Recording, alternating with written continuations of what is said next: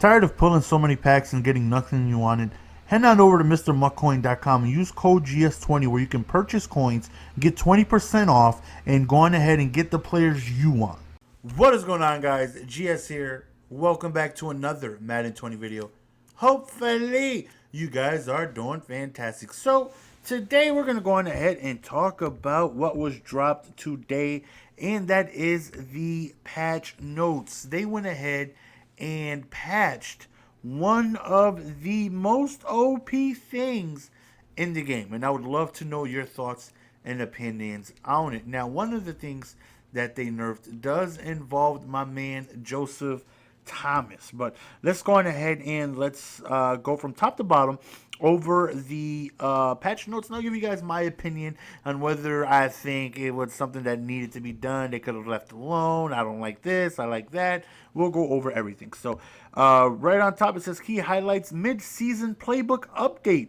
We've been focused on studying what NFL teams have been doing on the defensive side of the ball up to this point in the season. Today's update reflects the first wave of updates to defensive playbooks, with even more coming in the future. Details about these new defensive sets, such as nickel, triple, and nickel 245 odd, in addition to a number of offensive updates, can be found below in the gameplay section of the notes. So they did they did add several new defensive formations to specific playbooks, and we're going to go over that in a bit. And I like it, right? I think it's dope going ahead and add a little bit of diversity to certain playbooks, spice it up a little bit, add new formations in the game, because right now most people, you're either going to run into 3-4 odd. That's a lot of basic people's run defense. You might see some 3-4 bear, but for the most part everything is 3-4 related. I don't see anybody really running 4-3 at all. And one of the things that I heard was done that I actually loved is a playbook that has 4-3 wide 9 and 3-4. The reason why I don't run 4-3 wide 9, which I personally love, I feel like 4-3 wide 9, because of the wide alignment from the defensive line, you guys are already spread out pretty far. It really just gives you very good shedding if you have active guys on the D lineman. The only problem is that there was not any playbook with 4-3 and 3-4, and 3-4 is the best run defense in the game. And when I would run Bills, because wide 9, the shedding out of just, a stock cover to invert is so good. But when people would run the ball, I would just have trouble stopping the run, because 4-3 is just not as good as 3-4, and like things like that. I like seeing little changes like that. The new X Factor ability Omaha, inspired by Ultimate Team legend QB Peyton Manning. This ability allows the QBs to see defensive back coverage play art via pre-coach cam when in the zone. Yeah. This can be unlocked with 4 consecutive completions of 5+ air yards on arcade and simulation, and 6 consecutive completions of 5+ air yards on competitive. Knockout conditions include 2 incomplete passes of any interception, sack, or fumble. Defenders can hide their assignment from the QB by using the Bluff Blitz hot route. So, if you guys remember, I think it was Madden 07, 08, whichever one, I believe Vince Young was on the cover, where the QBs had the little light bulb, and if you, as a defense, continuously called the same play over and over, that light bulb would just keep going up little bit more, and once it filled, you would see the entirety of the defensive play art, because the QB was, smart enough to recognize the same defense over and over, and they would recognize, all the play art. So it's kind of like that, but only for the secondary players, meaning if I get in the zone of 6 consecutive 5+ air yards, now, has to be air yards, meaning you cannot throw a screen 6 times in a row and get 30 yards 6 times in a row and think it's going to be active. The ball has to travel in air 5+ yards before the catch is made. So air yards, not total yards. So that's, kind of important. You just can't throw 6 drags and get yak and get it active. So it makes it a little, tougher that way. But it's still not too tough. Like getting Bazooka activated can be a little difficult. But 5 air yards passes in a row, I don't see that being too difficult. It's a handful of streaks. I mean, not streaks, handful of like slants, some in routes, some curls, and it'll be active. And you'll see the entire secondary. You'll see the defensive backs. You'll see if he's in a cloud flat. You'll see if he's in a hard flat. You'll see if he's in a hook zone, outside quarter, inside third, deep half. You'll be able to see that and take advantage of the player. Now, as of now, only Peyton Manning can get this, and it's not available yet. It's available in franchise, I believe, but it is not in Ultimate Team yet. I believe it's coming either late November or late December, one of those. And as of now, he's the only one that can get it, and you can literally see the play art. And the way to combat this as a defense is if I bluff blitz my cloud flat, he can no longer see the play art that I have on the field. But I personally do not like any. I personally do not like. I just don't like seeing that. Like, I'm just not a fan of the whole Omaha thing. At least he's the only quarterback that can get it, because the last thing we need is, these scrambling quarterbacks with escape artists and all this other nonsense that people be getting. And they can go on ahead and start seeing play art, because that's pretty glitchy. That's like pretty glitchy, if you ask me, to be able to, just see the play art of your defense. And, you can bluff blitz your secondary. That way you can go on ahead and hide it. But I'm not a fan of it, but we'll see. I don't like. There's not too many people that are going to use Peyton Manning anyways, just because mobile quarterbacks just really aren't the thing. But anyways, let's go on ahead and talk about nothing against you franchise folks. Nothing against you guys, but we're just going to skip that because, we're just going to get right into the gameplay updates in Ultimate Team. So, playbook update. New nickel triple defensive formation added to Bears, Giants, Redskins, and Texans. So, again, the defensive formation nickel triple is only available for the Bears, Giants, Redskins, and Texans defense. Nickel 2-4-5 odd added to Bears, Buccaneers, Cardinals, Panthers, Packers, Ravens, and Titans. New goal line 6-2 defensive formation added to all playbooks. Added 3-4 odd defensive formation to Panthers. So now I think Panthers has 4-3 wide 9 and 3-4 odd, which makes that playbook probably my new playbook. So I can sit in 4-3 wide 9 and get the wide alignment sheds, and I promise you, it's so good. Added 3-4 under, 3-4 over Ed defense of formation to Chargers. Added 3-4 bear to Cardinals, Buccaneers, Dolphins, Lions, Packers, Patriots. Added 4-3 odd to Jaguars, Saints, and Vikings. Added new Tyson Hill formations and packages to Saints. Tyson Hill QB shotgun formation, unique package adjustments, and Taysom Hill formation that allows QB3 to be subbed into multiple offensive skill positions. Taysom Hill HB, Taysom Hill TE, Taysom Hill wide receiver. Single wing tight U, single back pair, and single back pair. Single back wing tight with Taysom Hill at TE3 position. Change gun double wide flex weak to gun Taysom Hill slot with Taysom Hill in the slot receiver option. Added I-form wing formation to Bills. Added H slot to Cowboys. Added RPO zone weak and RPO read FL screen to Bills. And it goes on and on of several teams that added different formations and plays and whatnot. So, new gunplay stack Y off red zone HB scissors added to Packers playbook. This is a play that the Packers used in the first quarter TD pass from Rodgers to Jones versus the Raiders in week 8.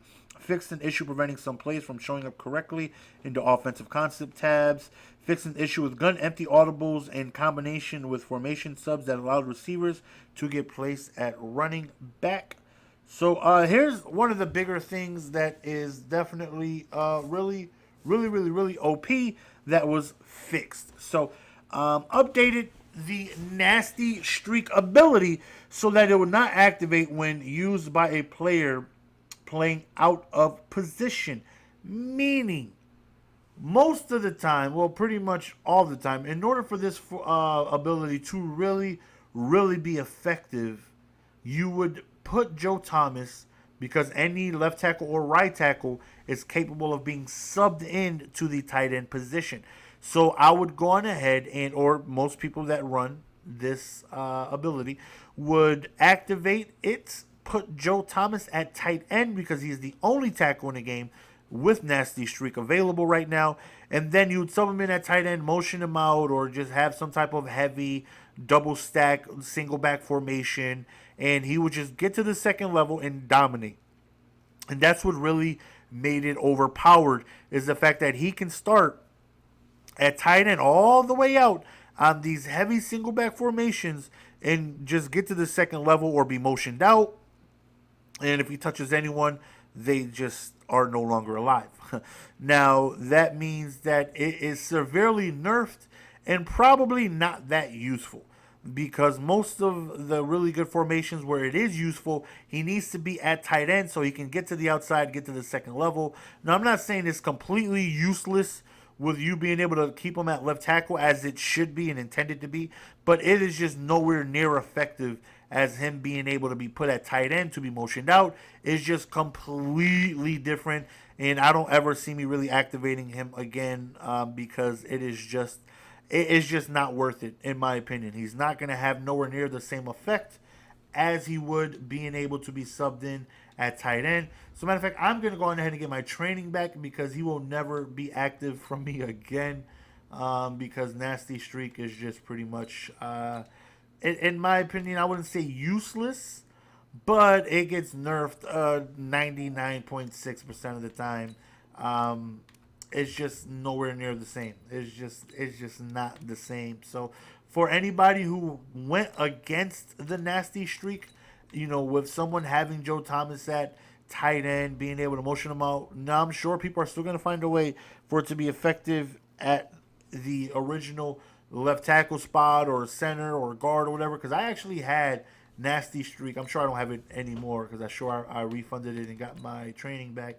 But at some point, I had Nasty Streak active for Gene Upshaw. I went double Nasty Streaks. And because I couldn't put Upshaw at a tight end position, he never got to pancake anyone. Because as soon as I hike the ball, he's engaged with a defensive lineman. And Nasty Streak does not affect any defensive lineman. It's only the ability to have big impact block wins versus linebackers and secondary players, not defensive linemen. And from the left guard spot or right tackle, it was just not good at all. I would have to hope and pray that he just somehow hit the second level without touching a defensive lineman and then make a play. But other than that, it was just really bad, and I got rid of it instantly. So that's big. That's really, really, really, really big. I felt like it was needed. I faced it a bunch of times in squads. I ran it a bunch of times, and it's something that needed to be done. So I applaud that, being able to have people take advantage of putting him in a tight end. It changes a lot about the ability. So that's big. Updated counter for threat detector ability. If you guys don't know, threat detector on third and fourth downs is the ability to see anybody who is being blitzed. There's an exclamation point over their head, letting people know that that person is being blitzed. The counter to it previously to not show as having it was only effective for your outside guys is to put them in a QB contain, because that did not show up. So if I ran 4-3 odd, and let's say you do the ever so popular blitz where you spread your D line, pinch your linebackers, and you blitz all of the whole front seven, if you QB contain, threat detector will not pick up the two outside linebackers that are on the contain. It would just show them as not being blitzed, but they were. But now you can bluff blitz everyone, and threat detector will not pick that up. But again, bluff blitzing is just going to not actually blitz that person. So not really too effective, but it will no longer show up using the bluff blitz hot route. So that's something that changed. So this is another big thing. Added logic to contextually slow down AI controlled zone coverage defenders break onto the throw when they are not facing the QB and or moving at speeds too fast to quickly change direction. So let's say there is a defender who is guarding a post, right? Let's say my guy is my computer guy is a little bit above the post, and underneath I have a someone guarding a drag route. Now he throws to the post, and the guy guarding the drag who's a little underneath, I could click on, be able to get in position and get the interception, even though it wasn't thrown to his guy or if his back was turned. So now they kind of changed that to where it should less likely happen if your guy was just, happen to be crossing, and if his back is turned, you're not just going to be able to click on and just, at least that's what I'm getting from it. If it's something different, let me know. This is a lot of things, and this is just wild because things like this, like they're just fixing so much things, and that just shows how much things that needed to be changed.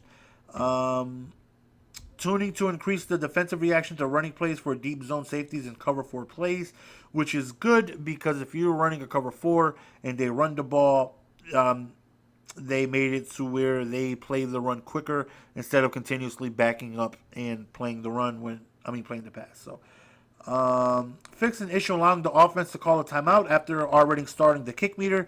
That I don't like. I feel like you should be able to, if you start the kick meter and it's not perfect. I'm perfectly okay with someone being able to call a timeout and just being able to re-kick. The play has not started. I don't feel like as soon as I hit the A button, I should be forced to kick a field goal, but that's just me. I'm sure some people are just like, no, if you know you missed your kick, you missed it, you shouldn't be able to call a timeout.